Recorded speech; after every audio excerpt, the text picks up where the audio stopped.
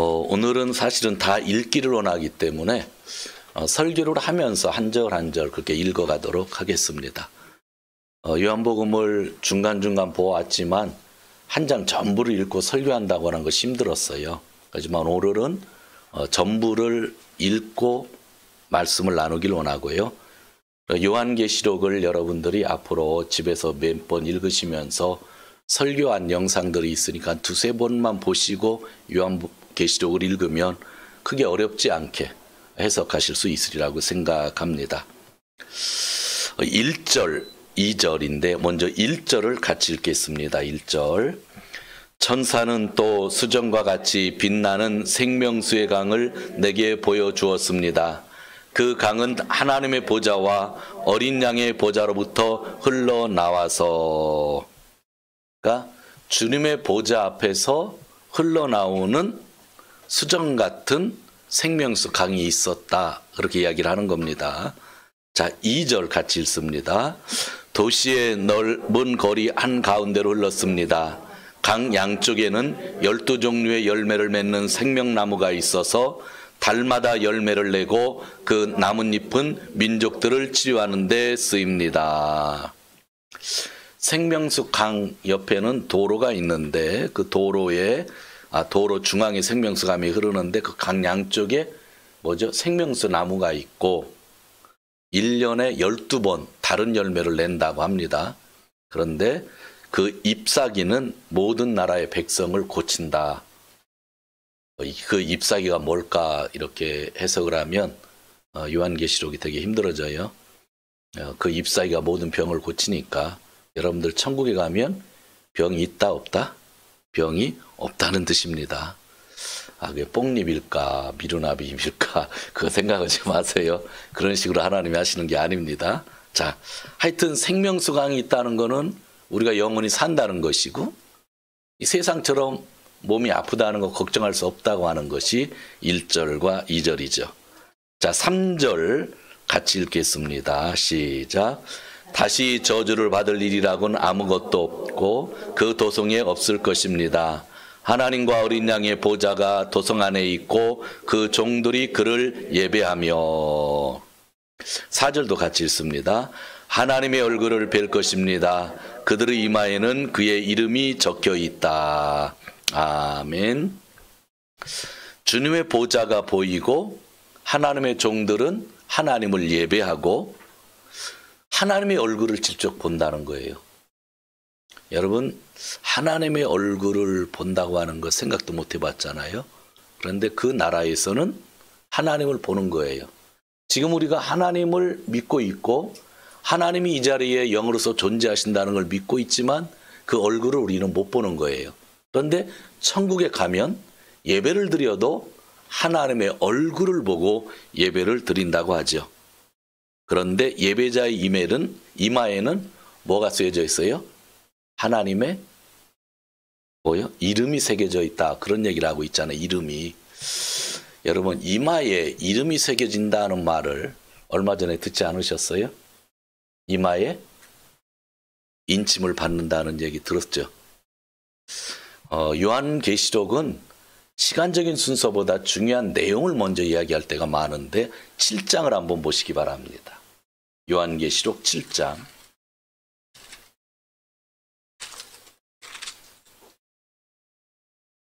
여섯 번째 봉인이 떨어지고 일곱 번째 봉인이 떨어지기 전에 이 7장이 나왔었죠. 인치심을 받은 14만 4천 명인데 1절에서 4절까지 같이 읽습니다. 그 뒤에 나는 천사 넷이 땅의 네 모퉁이에 서서 땅의 네 바람을 붙잡아서 땅이나 바다나 모든 나무에 바람이 불지 못하게 막고 있는 것을 보았습니다.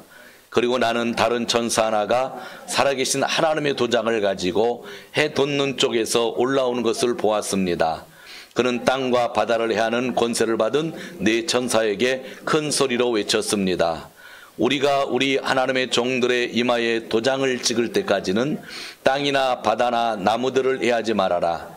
내가 들은 바로는 도장이 찍힌 사람의 수가 14만 4천 명이었습니다. 이와 같이 이마에 도장을 받은 사람들은 이스라엘 자손의 각 지파에서 나온 사람들이었습니다. 그리고 12지파에 한 지파 12,000명씩 해서 14만 4천. 생생하시죠? 그런데 지금 요한계시록 22장에 이마에 이름이 찍혔다고 하는 것은 바로 이 사람들, 즉 우리 성도들을 이야기하고 있는 거죠. 그리고 7장 15절부터 17절, 7장 15절부터 17절 같이 읽습니다. 그러므로 그들은 하나님의 보좌 앞에 있고 하나님의 성전에서 밤낮 그분을 섬기고 있습니다. 그리고 그 보좌에 앉으신 분이 그들을 덮고 장막이 되어 주실 것입니다. 그들은 다시 졸이지 않고 목마르지 않고 해나 그 밖에 어떤 그를 위협 보좌 가운데 계신 어린 양이 그들의 목자가 되셔서 생명의 샘물로 그들을 인도하실 것이고 하나님께서 그들의 눈에서 눈물을 말끔히 씻어 주실 것입니다. 아멘. 자, 오늘 말씀 22장으로 넘어오세요. 조금 전에 읽은 우리 2절, 3절이 7장에 있는 내용이랑 똑같잖아요.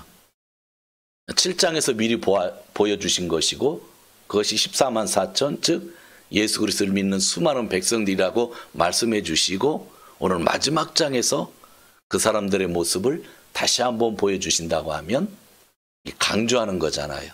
바로 오늘 우리가 하늘나라에서 받게 될 은혜를 말씀하고 있는 것입니다. 22장 5절 읽습니다. 다시는 밤이 없고 등불이나 햇빛이 필요 없습니다.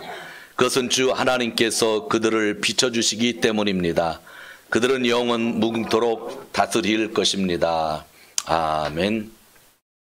제가 몇십 년 전에 묵시록을 읽는데 그 당시에 이 구절이 그렇게 은혜가 되었어요. 거기는 태양도 없대요. 그런데도 밝대요. 당연히 달도 없겠죠. 무슨 등불이 있는 것도 아니고 전기가 있는 것도 아닌데 누가 빛이 되어 주신다고 그랬어요? 하나님이 빛이 되어 주신다는 거예요. 그래서 예수님께서 세상에 오셔서 나는 빛이라고 말씀하셨지만 하나님이 빛이라고 하셨고 빛 가운데로 걸어가는 자마다 그런 말씀을 요한일서에서 말씀해 주셨잖아요. 천국에는 이런 전등이 없대요. 태양도 없대요. 그냥 하나님이 빛이시라는 거예요. 그것이 천국이라고 말씀하고 있습니다. 6절 말씀 같이 읽습니다. 전사가 또 나에게 말하였습니다. 이 말씀은 믿음직하고 참되다. 예언자들에게 영을 내려주시는 주 하나님께서 자기의 종들에게 곧 일어날 일들을 보여주시려고 자기 천사들을 보내셨다. 아멘. 참 기가 막힌 말씀이죠. 이 말씀은 믿음직하고 참되다. 지금까지 주어진 묵시록의 말씀은 믿음직하고 참된 거예요. 그러니까 이 말씀을 우리가 마음에 담으면 신앙생활 잘하는 거죠. 묵시록의 말씀이 늘 우리 안에 있으면 정말 똑바른 길로 갈 수 있는 거예요. 7절 같이 읽습니다. 보아라, 내가 곧 오겠다 하신 주님의 말씀을 기억하여라.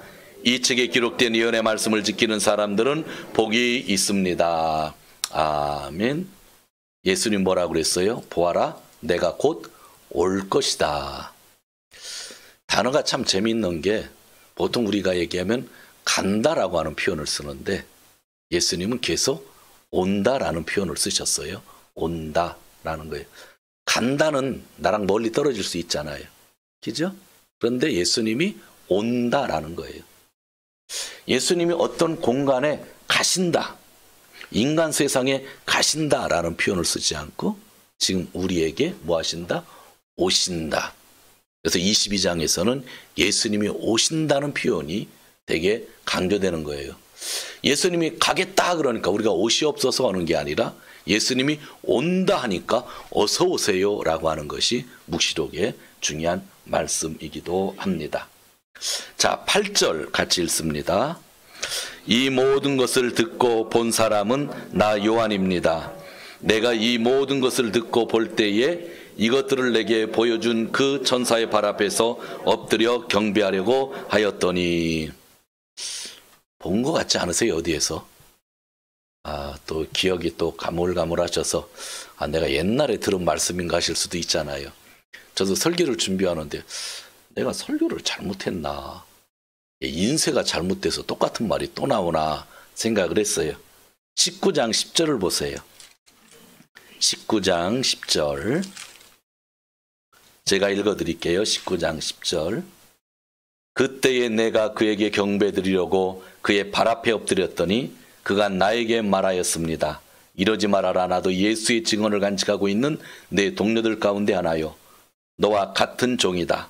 경배는 하나님께 드려라. 예수의 증언은 곧 예언의 영이다. 22장 돌아와서 똑같은 말이 여기 있으면 22장 9절 제가 읽을게요. 그가 나에게 말하였습니다. 이렇게 하지 말아라. 나도 너와 너희 동료 예언자들과 이 책의 말씀을 지키는 사람들과 같은 종이다.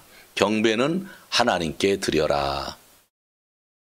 똑같은 문장이 두 번 반복되는 것은 하나님께만 드리는 예배가 얼마나 중요한지를 알잖아요. 세상에 있는 사람들은 천사들을 숭배하는 거예요. 세상에 있는 사람들은 황제를 숭배하는 거예요. 세상에 있는 사람들은 나를 핍박하는 권력자를 숭배하는 거예요. 그런데 묵시록에서는 아니라는 거예요. 오직 하나님 한 분만 섬긴다 말씀하고 있는 겁니다. 여러분, 천사 입장에서 보면 저는 어제 이 말씀을 보면서 생각난 게 천사가 자기 자리를 지켰다는 생각이 들었어요. 여러분들, 자기 자리를 지킨다는 거 쉬운 거 아니죠. 근데 천사는 자기 자리를 지킨 거예요. 창세기에 보면 자기 자리를 지키지 못한 천사가 나오죠. 창세기 6장에 보면 하나님의 아들들이 사람들의 딸들과 그죠? 관계를 맺고 네피림이 나왔다는 얘기가 있죠. 하나님의 아들들, 그것을 우리가 보통 영적인 존재로 천사들이라고 해석을 하는데 그 이후에 뭐 어떻게 되는지는 잘 모르겠어요. 그렇지만 하나님의 질서를 깨고 자기 자리의 질서를 깨고 내려와서 세상을 어지럽게 한 사람들, 창세기 6장에서 그 죄에 대해서 이야기하고 있거든요. 천사는 천사의 자리가 있고 천사는 하나님을 찬양하고 천사는 우리 인간을 섬기는 직분이잖아요. 그런데 그가 보여준 것이 너무나 대단해요. 묵시록 1장에서 22장까지 예수님이 말씀하시지만 모든 것을 보여줄 때 늘 천사가 인도해 줬던 거예요, 요한에게. 그러니까 요한이 19장에서도 경배하려고 하다가 퇴짜를 맡았는데 오늘 또 그러는 거거든요. 그때 천사는 자기 자리를 지키고 나도 너와 똑같은 인간이고 하나님께 예배드리는 사람이다 말씀하셨다고 한다면, 제가 이 세상을 살아가면서 내 자리, 크리스찬의 자리, 그 이상 넘어가지 않는 자리를 지킨다고 하는 것은 참 중요하다 그렇게 생각합니다. 나도 너희들과 똑같은 입장이다. 하나님을 예배해야 한다. 제가 이 자리에 설교를 하고 있지만 저도 예배자로서 이 자리에서 설교를 하고 있는 것이고, 이 설교를 준비하기 위해서 저는 또 개인적으로 예배를 드리고 말씀을 듣고 있습니다. 어느 교회 가면 제가 너무 좋은 모습 속에서 막 은혜를 받는 그런 교회 예배도 있는데, 어느 교회 가면 제가 별거 아닌 것에 상처를 받는 게 있어요. 별거 아닌 거에 상처를 받는 것은 앞에서 찬양대가 있고 찬양팀이 있어서 찬양을 할 때 우리는 밑에서 찬양을 하지만 이 위에 의자 있는 교회 많잖아요. 목사님들이 앉아가지고 찬양을 안 부르고 성경책을 본다든지 설교 노트를 본다든지 막 그러는 사람들이 간혹 있어요. 그거 보면 찬양하기가 참 힘들어요. 제가 이 자리에서도 찬양할 때 찬양을 놓치지 않으려고 뒤에 스크린 다른 거는 저건 저를 위한 스크린입니다. 저기는 가사를 보고 찬양하려고. 찬양이 시작되면 준비 찬양이라는 건 없는 거예요. 바로 예배거든요. 예배하면 설교하는 목사도 그 찬양부터 같이 시작을 해야 되는 거예요. 내 자리 지킨다고 하는 것은 예배자니까. 강사 목사님들을 가끔 초청하면 강사 목사님들은 앞에서 열심히 찬양하고 기도할 동안에 자기 혼자 책 보고 있다가 설교하러만 나오는 경우가 의외로 많이 있거든요. 그게 어떻게 하나님 앞에 예배일까라는 생각을 해요. 그건 강연이죠. 우리가 어디 가서 강연할 때는 내 마음대로 내가 조정하다 나가도 되지만 우리 기독교회 안에는 강연이라는 게 아니잖아요. 하나님께 예배드리는 거잖아요. 그래서 여러분들이 이 마음을 여기는 목사가 갖는다고 하는 건 아주 중요하다.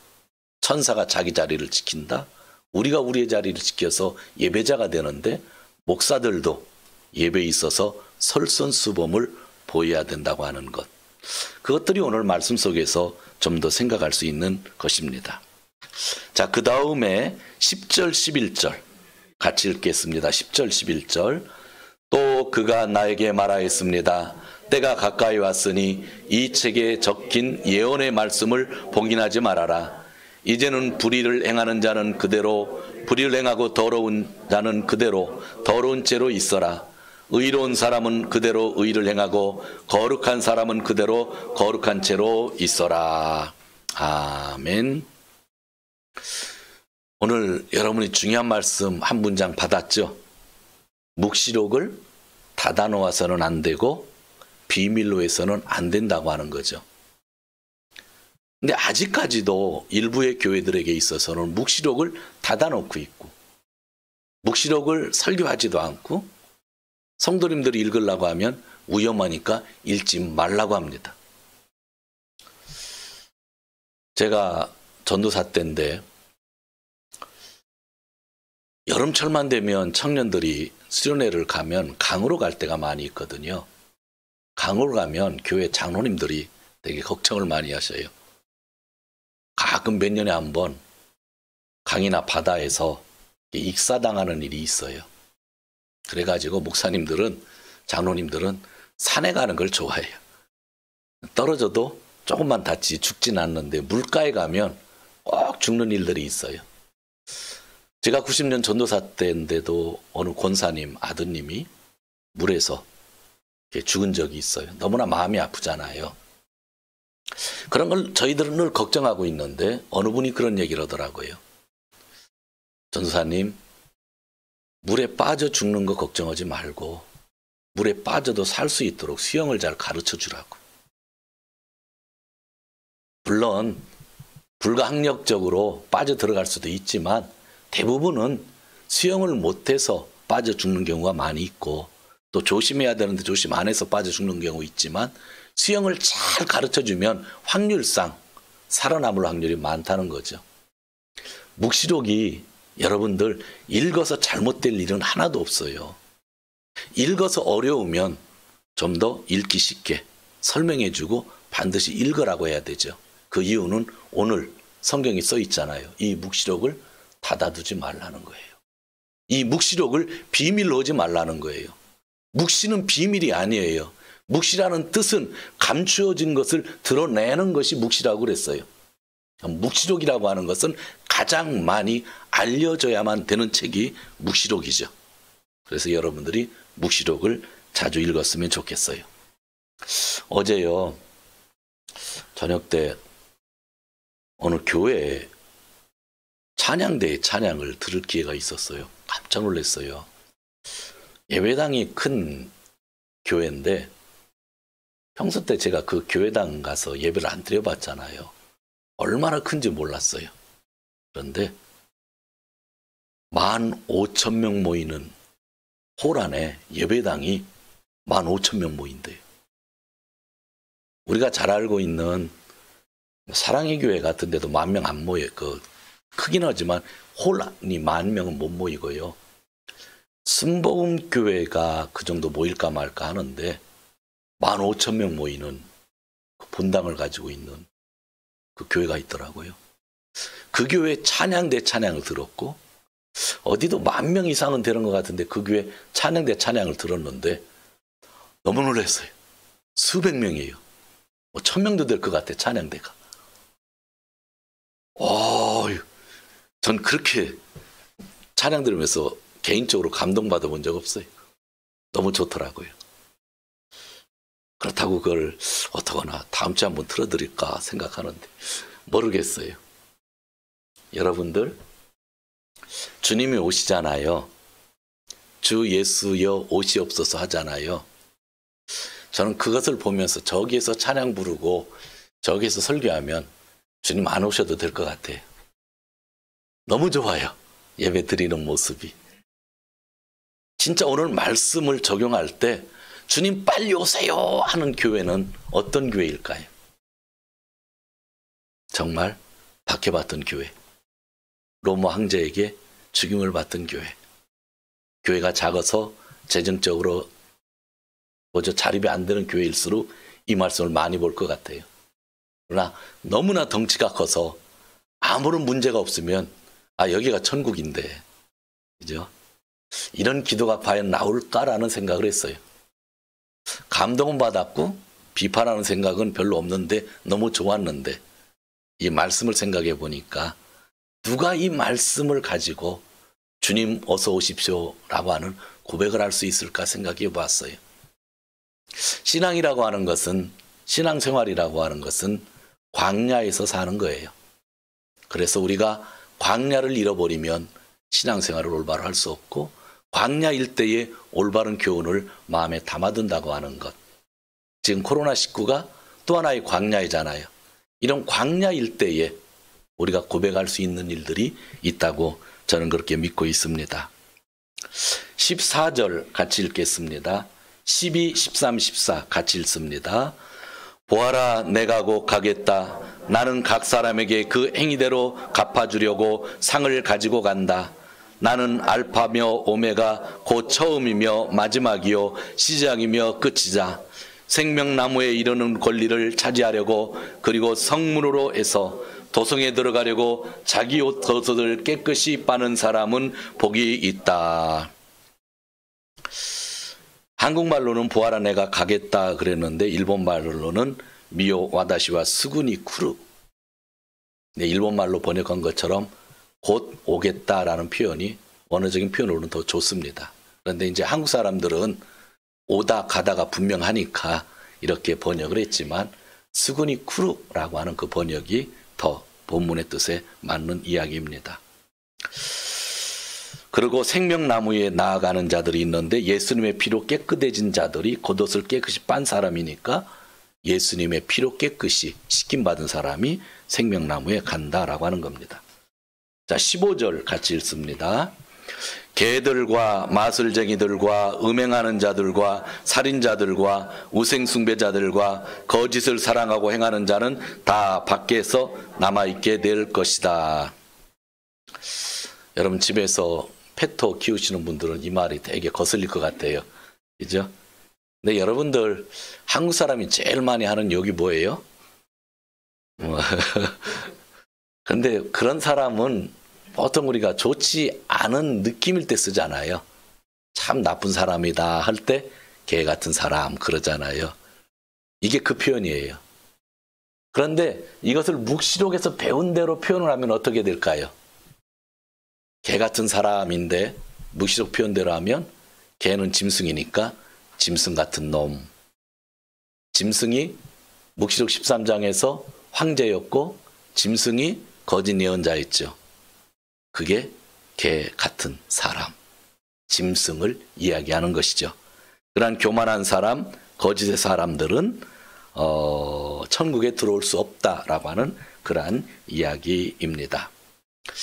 요즘에 한국에 갔다 온 지 벌써 거의 1년 되는 것 같은데, 한국에 가면 이 개짜 써서 욕하는 친구들이 전부 여자 중학생들이더라고. 남자애들도 별로 안 쓰는데 여자 중학생들은 얘기만 하면 개가 나오더만. 버스 타도 뭐하도. 우리 청년들은 어쨌는지 모르는데 남자애들보다 이 학생들이 더 많이 쓰더라고. 그래서 와, 이 사회가 참 그렇다 해서 그냥 생활 용어가 돼버렸더라고. 개라고 하는 용어가 너무 참 많은데, 원래 성경적으로 얘기하면 가장 나쁜 사람을 쓸 때 개 같은 개들이라는 그런 표현을 쓰고 있습니다. 자, 그 다음에 오늘은 좀 성경을 좀 읽어가면서 보고 있는데 16절 같이 읽습니다. 나 예수는 나의 천사를 너에게 보내어 교회들에게 주는 이 모든 증언을 전하게 하였다. 나는 다윗의 뿌리요 그의 자손이요 빛나는 샛별이다. 모든 교회에게 주었다고 하는데 묵시록 2장 3장에 7교회가 나오는데 모든 교회에게 주었다. 그리고 나는 다윗의 뿌리요 그의 자손이요 빛나는 샛별이다. 예수님이 이렇게 말씀하셨으니까 예수님이 다윗의 뿌린가 보다, 그의 자손인가 보다 하는 게 아니라 아주 심플하게 신학적으로 얘기하면 나는 인간으로 이 세상에 왔다라는 표현입니다. 그러니까 이 세상에 온 인간을 강조하기 위해서 다윗을 끄집어낸 거지, 다윗의 후손이었기 때문에 끄집어낸 건 아닌 거예요. 알기 쉽게 그렇게 표현을 하고 있습니다. 자, 그랬더니 17절 같이 읽습니다. 성령과 신부가 오십시오 하고 말씀하십니다. 이 말을 듣는 사람도 또한 오십시오 하고 외치시오.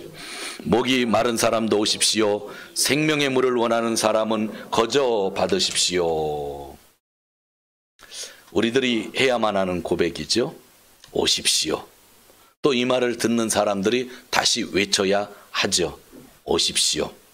목마른 자도 올 것이요 또 원하는 자는 값없이 생명수를 받아라. 이 말을 여러분들 자주 들어보셨을 거예요. 요한복음에 보면 예수님께서 초막절날 마지막 날에 큰 소리로 사람들 앞에서 외친 것이 나와 있는데 이번 주에 여러분들이 보게 될 겁니다. 성경 읽으시면 목마른 사람은 나에게로 와서 마셔라. 나를 믿는 사람은 성경이 말한 바와 같이 그 배에서 생수가 강물처럼 흘러내리라. 구약성경 이사야 55장 1절에 너희 모든 목마른 사람들아 어서 물러나오라. 돈이 없는 사람도 오너라. 너희는 와서 사서 먹되 돈도 내지 말고 값도 지불하지 말고 포도주와 젖을 사거라. 성경은 수천 년 동안 기록되어진 것이 한글로 묶여 있는데 구약시대에도 이런 말씀을 하셨고 예수님도 말씀하셨고 또 묵시록에서 요한이 이 말씀을 그대로 적어서 우리에게 주고 있는 겁니다. 그 천국은 전혀 목마르지 않다는 거예요. 그 천국은 값을 치르고 우리가 돈을 내고 들어가는 것이 아니라 은혜다, 그렇게 이야기를 하고 있는 것입니다. 여기까지 말씀을 하면서 18절 19절을 읽으면서 말씀을 정리하려고 합니다. 18절 19절 시작. 나는 이 책에 기록한 예언의 말씀을 듣는 사람에게 증언합니다. 누구든지 여기에 무엇을 덧붙이면 하나님께서 그에게 이 책에 기록한 재앙들을 덧부실 것이요 또 누구든지 예언자의 책에 기록한 말씀에서 무엇을 없애버리면 하나님께서 이 책에 기록한 생명나무와 그 거룩한 도성에서 그가 누릴 목을 없애버리실 것입니다. 묵시록의 마지막에 참 엄격한 말씀이 있죠. 일부러 오늘은 제가 성경을 한 절 한 절 읽은 이유는 마지막이기 때문에 한번 읽어보려고 한 것이고 또 어렵지 않게 여러분들이 이제는 읽을 수 있어서 읽은 것입니다. 성경의 번역본 중에 제가 자주 얘기하는 킹 제임스 버전이 있습니다. 영어 성경으로 1611년에 발표되었습니다. 제임스 왕의 명령으로 획기적인 성경 번역이 이루어진 겁니다. 그 이전에는 종교 개혁이 이루어지는 가운데 루터 개인이 독일어 성경을 번역했고 오늘날도 루터 교회는 독일어 성경 루터가 번역한 것을 읽고 있고 또 서점에 가면 지금도 볼 수 있습니다. 그런데 킹 제임스 버전은 많은 학자들이 또 영어 전문가들이 함께 했습니다. 그래서 수백 년 동안 영어 성경의 대표 번역이었고 한중일 성경 번역에도 이전에 많은 영향을 주었습니다. 지금 한국교회에서 이 영어 성경을 킹 제임스 버전 영어 성경을 한국말로 번역하여 쓰는 단체가 있습니다. 그리고 이 성경만이 올바르다고 합니다. 그들이 올바르다고 주장하는 것은 오늘 읽은 요한계시록의 말씀에 의지해서입니다. 킹 제임스 번역 성경에 있는 구절 가운데 지금 우리가 쓰고 있는 이 성경에 없는 구절이 13개가 됩니다. 13개가. 그러니까 오늘 말씀 19절에 있는 말씀, 이 예언의 책에 기록한 말씀에서 무엇을 없애버리면 하나님께서 이 책에 기록한 생명나무와 그 거룩한 도성에서 누릴 목을 없애버릴 것입니다. 그렇기 때문에 킹제임스 버전에는 있는데 여기에는 없는 13구절이 있어서 우리가 뺐다고 해가지고 올바른 성경을 써야 된다 해서 킹제임스 버전을 그대로 번역해서 쓰고 있습니다. 여러분들이 그 구절이 무엇인지 궁금하면 집에 가셔서 스마트폰을 치면 딱 나옵니다. 걱정 안 하셔도 됩니다. 그런데 이 13구절은 원래 킹제임스 버전이 만들어질 때에 넣은 거지만 그 이전에 초기의 사본에는 13구절이 없었습니다. 그러니까 나중에 성경 내용을 보충을 하고 추가한 것이 13구절. 그러니까 킹제임스 버전을 사용하고 있는 사람들은 오늘 18절을 읽어야 합니다. 나는 이 책에 기록한 예언의 말씀을 듣는 모든 사람에게 증언합니다. 누구든지 여기에 무엇을 덧붙이면 하나님께서 그에게 이 책에 기록한 재앙들을 더할 것이다. 킹 제임스 버전에 있는 13구절은 원래는 없었던 건데 그 옛날은 없었던 건데 나중에 더 붙여놓은 겁니다. 오늘날 성경학자들은 붙여놓은 것을 빼서 지금 성경을 쓰고 있는 거예요. 그런데 많은 사람들이 그것을 이해하지 못하고 그 단체에 빠져 있죠. 그 단체가 읽는 성경이 잘못된 건 아니에요. 저도 킹제임스 버전을 읽었고 옛날 사람들은 다 그 버전으로 은혜를 받았던 거예요. 예수님 얘기를 하고 있어요. 번역은 단어의 아름다움이 중요한 것이 아니라 내용의 번역의 질이 중요한 겁니다. 당연히 1611년에 번역한 것보다 지금 번역한 것이 수십 배, 아니 비교가 되지 않을 정도로 지금 가지고 있는 번역된 성경책이 좋습니다. 그걸로 돌아간다고 하는 것은 참 지혜가 없는 일입니다. 저는 분명히 합니다. 이전에 좋은 번역의 성경이었지만 지금은 더 좋은 번역이 나왔기 때문에 지금 것을 쓴다. 저희 교회가 쓰는 것 새 번역 한국 성서공회에서 20년 전에 나온 겁니다. 일본어협에서 쓰는 성서협회 공동역은 2년 전에 나온 겁니다. 일본어 성경이 잘 번역되어 있습니다. 지금 이것도 벌써 20년이 지났기 때문에 지금 새로운 작업들을 하고 있다고 그래요. 학자들이. 한 10년 지나면 새로운 책이 나오면 저는 그 책을 볼 겁니다. 성경은 잘 번역된 것을 볼수록 좋은 거죠. 우리가 이것을 쓴다고 해서 이것이 완벽하지는 않아요. 그러나 또 보강되어서 나오는 성경이 있다고 한다면 1611년에 나온 것보다는 훨씬 좋은 거죠. 킹 제임스 버전을 한국어로 번역하여 쓰는 단체를 한국교회는 이단으로 선포했습니다. 그 성경을 사용하는 것이 잘못이 아니라 성도들이 읽는 성경으로 예수님을 만날 수 있지만 그 단체를 이단으로 규정한 겁니다. 그 이유는 그 성경만이 가장 올바르다고 거짓말을 하며 그 주장을 버리지 않는 교만 때문에 이단으로 한 겁니다. 킹 제임스 버전이 필요 없다는 게 아니라 그것만이 진짜 성경이라고 하는 거짓말, 그걸 버리지 않으려고 하는 그 교만함 때문에 그 단체를 한국교회는 이단이라고 하고 있는 겁니다. 거기 있는 성도님들 보고 여러분이 이단이라고 하면 화를 낼 수도 있으니까 말씀은 조심하고요. 그러나 그것이 진짜라고 하는 거짓말을 왜 그렇게 하는지 저는 이해를 못하겠어요. 정말 이해를 못하겠어요. 20절, 21절 같이 보도록 합니다. 20절, 21절. 이 모든 계시를 증언하신 분이 이렇게 말씀하셨습니다.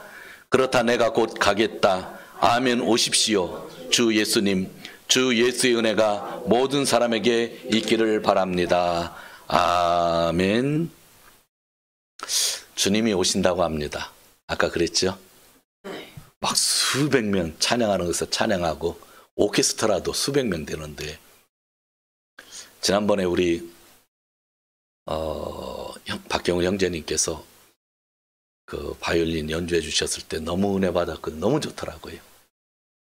그런데 바이올린 첼로 해가지고 수십 명이 있고 찬양대가 수백 명이 있는데, 들어도 좋은데 그 안에 있으면 그 예배당 떠나기 싫겠더라고요. 주 예수님 어서 오십시오 하고 천국 가고 싶은 게 아니라 그냥 이 자리에 오셔서 계속 계세요 하고 끝날 것 같아요. 그런데 묵시록에서 얘기하는 것은 지금 이 자리가 아니에요. 이 자리에서 우리가 예배를 드리지만 묵시록에서 얘기하는 것은 새 하늘과 새 땅, 전혀 다른 것을 말씀하고 있는 거고, 그래서 우리가 믿고 있는 거죠. 혹시 여러분 중에 시어머니가 계신 분 계세요? 시어머니. 연세 드셨고 맨 뒤에 있는 시어머니 계시죠? 예, 그렇다고 하셨어요. 그 한국말 좀 들으셔도 너무 다행이에요. 제가 이름은 얘기 안 할게요. 개인적인 프라이버시도 있고 하니까. 그런데 시어머니가 갑자기 전화 와서 이제 코로나도 끝나가는데 나 일본에 가서 좀 묵고 싶다 할 때에 반응이 두 개로 올 수 있어요. 한 반응은 예 빨리 오세요 할 수 있고요. 만나고 싶어요. 와서 우리 애기 좀 봐주세요 할 수 있고, 한 반응은 일주일에 오시면 안 됩니까? 한 달에 오시면 안 됩니까? 할 수도 있어요. 빨리 오시라고 하는 것은 맞을 준비가 된 거고, 내일 오세요 라고 하는 건 집에 청소가 아직 안 돼가지고, 괜히 또 시어머니가 청소 안 된 거 보면 혼내시니까 청소 끝난 다음에 오시라고 하는 이야기죠. 여러분들 이 말씀을 오늘 우리가 마지막에 적용하기를 원하는데, 예수님 오시옵소서 여러분들이 진짜 마음으로 먹었을 때 그냥 형식적으로 엄마 언젠가 오셨으면 좋겠다고 하시는 건지, 지금 당장 오셔도 좋겠다고 하는 건지, 여러분 어느 쪽이세요? 지금 오셔도 됩니까? 아니면 한 달 후에 오시는 게 좋을 것 같아요? 그 여러분들 마음 안에 있는 그것이 저를 포함해서 우리들의 신앙인 거예요. 지금 오시면 너무 좋겠다 하는 사람이 있는가 하면 그래도 좀 애들 공부 다 끝나고 애들까지 다 믿은 다음에 오셨으면 좋겠다 하시는 분들이 있을 거예요. 그죠? 오늘 묵시록의 마지막은 예수님이 내가 오겠다 그랬더니 마지막에 요한이 뭐라고 그래요? 주 예수여 어서 오시옵소서 그런 거거든요. 우리가 신앙생활을 하면서 내 신앙이 제대로 가고 있는지, 내가 세상에 빠졌는지 확인할 때는 이 말씀 구절이 되게 도움이 되리라고 생각해요. 지금 오셔도 나는 기쁩니다 하는 사람이 있고, 예수님 지금 오시면 좀 안 될 것 같아요 하시는 분이 있을 수 있잖아요. 오늘 말씀을 정리합니다. 21장 3절에서 4절, 지난주에 본 거 21장 3절에서 4절 같이 읽겠습니다. 그때에 나는 보좌에서 큰 음성이 울려 나오는 것을 들었습니다. 보아라, 하나님의 집이 사람들 가운데 있다. 하나님이 그들과 함께 계실 것이요 그들은 하나님의 백성이 될 것이다. 하나님이 친히 그들과 함께 계시고 그들의 눈에서 모든 눈물을 닦아주실 것이니 다시는 죽음이 없고 슬픔도 울부짖음도 고통도 없을 것이다. 이전 것들이 다 사라져 버렸기 때문이다. 아멘. 주님이 오시면 이렇다는 거예요. 오늘 본문 다시 보죠. 22장 3절에서 5절입니다. 22장 3절에서 5절 시작. 다시 저주를 받을 일이라고는 아무것도 그 도성이 없을 것입니다. 하나님과 어린 양의 보좌가 도성 안에 있고 그 종들이 그를 예배하며 하나님의 얼굴을 뵐 것입니다. 그들의 이마에는 그의 이름이 적혀 있고 다시는 밤이 없고 등불이나 햇빛이 필요 없습니다. 그것은 주 하나님께서 그들을 비추시기 때문입니다. 그들은 영원 무궁토록 다스릴 것입니다. 아멘. 주님이 오시면 이렇다는 거예요. 이렇다는 거예요. 여러분, 주님이요, 내가 곧 오겠다 한 곳이 22장이에요. 세 군데 나와요. 그것이 오늘 말씀의 핵심이고 설교 제목인데 7절을 보세요. 제가 읽을게요. 7절, 보아라 내가 곧 오겠다. 12절을 보세요. 보아라 내가 곧 가겠다가 아니라 보아라 내가 곧 오겠다. 그리고 20절을 보세요. 20절 중간에 그렇다 내가 곧 가겠다. 여기도 오겠다입니다. 그렇다 내가 곧 오겠다. 그랬더니 아멘 오시옵소서 그러잖아요. 똑같은 단어를요, 문장을요, 묵시록에서 3번을 기록하고 있다고 하면 묵시록 전체의 내용이 지금 정리되고 있는 가운데서 이 세상에 사는 우리의 주신 말씀, 제대로 예배를 드리지 못하고 밖에 속에 있는 사람들에게, 정의가 없어서 고민하고 있는 사람들에게, 더러운 영이 교만한 자와 거짓말의 영을 세워서 우리를 공격하고 있는 동안에 이 모든 것을 해결해 주시는 것의 첫걸음은 주님이 오시면 해결되는 것이고, 주님이 오시면 우리가 새하늘과 새 땅에 들어가니까 신앙생활에 있어서 재림에 대한 이야기가 얼마나 중요한 거예요. 어서 오시옵소서. 묵시록을 통하여 예수님이 말씀하신 것, 내가 곧 오겠다, 가겠다 했더니 주 예수여 어서 오시옵소서라는 말을 마라나타라고 합니다. 마라나타, 마라나타. 예수님이 내가 가겠다, 내가 오겠다 했더니 마라나타. 어디서 들어보셨죠? 원래 마라나타가 4글자로 되어 있지만 그 헬라어로 보면 마라나하고 좀 띄워서 탑니다. 마라나가 주여, 타가 오소서, 주 예수여 오소서죠. 근데 이게 원래는 아람어인데 아람어를 헬라어로 쓴 겁니다. 아람어는 마란 띄우고 아타입니다. 근데 그것을 헬라어로 쓰면서 마라나타인데 한국 사람들은 그 띄어진 것을 그냥 얘기하지 않고 그냥 마라나타라고 하죠. 그러니까 마라나타입니다. 타가 오다. 그리고 마라나가 주 예수여 오시옵소서. 마라나타. 마라나타라고 하는 단어는 많이 나오는 것 같지만 이 묵시록에는 내용은 나오는데 마라나타라고 하는 단어는 안 나옵니다. 고린도전서 16장 22절을 한번 펴보시기 바랍니다. 고린도전서 16장 22절.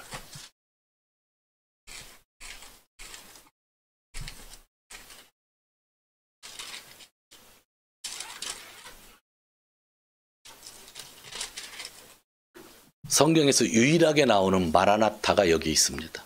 묵시록에 나오진 않아요. 단어로는. 뜻은 나오는데 22절 제가 읽을게요. 누구든지 주님을 사랑하지 않는 사람은 저주를 받으라. 마라나타. 우리 주님 오십시오.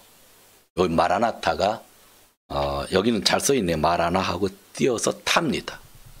아람어에서 온 거예요. 아랍어에서 온 거예요. 근데 아랍어에서 부르짖던 것을 헬라어로 만들면서 마라나타가 된 거죠. 근데 여러분들이 주의해야 될 것은 마라나타 뒤에 나오는 우리 주님 오십시오. 그것은 가로를 치야 됩니다. 성경 본문에는 마라나타만 나오고 우리 주님, 그러니까 마라나타를 쓰든지 우리 주님 오십시오를 쓰든지 하면 되는 거니까 마라나타 뒤에는 가로를 치야 됩니다. 그래서 마라나타가 나온 게 아니라 마라나타 한 번만 나온 거니까 마라나타를 쓰든지 우리 주님 오십시오 쓰든지 하는 겁니다. 제가 이 이야기를 하는 이유가 있습니다. 말씀을 정리하고 마치기를 원합니다. 묵시록 말씀을 꾸준히 보았습니다. 오늘 어떤 것을 설교할까 하다가 많이 써놨는데 오늘 그냥 읽자 생각 들었어요. 읽자. 그동안 잘 안 읽었으니까. 가장 중요한 건 뭐였어요? 주 예수님이 오신다 그랬더니 우리 여기 있는 사람이 마라나타 한 거예요. 마라나타 할 수 있는 사람은 진짜 신앙인입니다. 아직도 마라나타 하기가 거북한 사람은 아직 우리가 성장해야 되는 사람들입니다. 저도 그렇고 여러분들 그렇고 아직은 우리가 성장해야 되는 사람들이지만 정말 마음을 다해서 마라나타를 찬양할 수 있다고 한다면, 주님을 기다릴 수 있다고 한다면 얼마나 좋을까라는 생각을 합니다. 사랑하는 성도 여러분, 저도 그렇고 여러분도 그렇고 묵시록을 읽으면서 여러 가지 환상들, 상징들이 많이 나오는데 그 모든 것 다 이해하는 것 중요하지만 핵심적인 것 이해하는 게 더 중요한 거예요. 그런 어두운 세상 속에서 정의의 하나님이 심판하시는 모습을 보면서 이 어두운 세상에서 우리가 꼭 붙잡아야 될 신앙이 뭐라고요? 마라나타. 1943년에 우리 교회는 마라나타 저처럼 설교하다가 교회 문이 잠겼습니다. 그리고 목사님이 감옥에 갔습니다. 그럴수록 더 마라나타를 강조해야 되겠죠. 여러분 삶 속에서 정말 강조했으면 좋겠어요. 오늘은 마라나타라는 노래를 한번 듣도록 하겠습니다. 여러분들이 읊조리면서 한번 찬양해도 좋고요.